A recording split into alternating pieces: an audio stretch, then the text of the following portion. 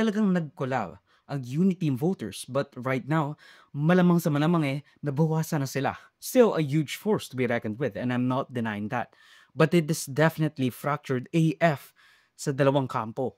Nahati sila. Now, maraming gustong magdemanda kay Duterte dahil sa kanyang malaterorista and incitement of insurrection or sedition laban sa mga nakaupo. You know what? I'll probably even red tag him. Alam mo si Duterte, si Rodrigo Duterte, si Sara Duterte, mga NPA terorista kuno. Yan. Mga allegedly, mga komunista, nagde-destabilize ng ating gobyerno. Yun yung sinabi ng ilang tao. Not me though.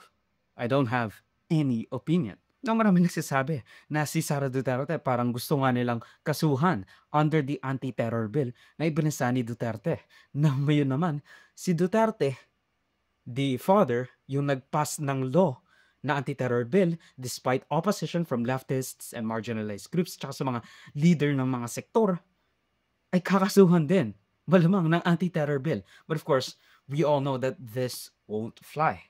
Banta pa rin siya kahit na sabihin natin na talagang nakakatawa or it's just a joke, kahit na tumawa yung audience as what other people or other senators has said, banta pa rin siya sa mga buhay ng mga senador. And you cannot really kind of push that aside kasi again, dati siyang presidente ng Pilipinas at marami pa rin siyang mga deboto, mga fans. Basically, mga DDS, mga diehard Duterte supporters.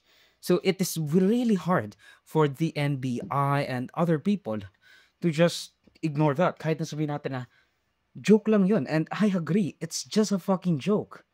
Kahit na gaano ka-obvious na nagbibiro. Kasi akala nila walang accountability sa mga pinagsasabi nila. Same with Sarah without an H. Kung ano-ano na lang ang sinasabi.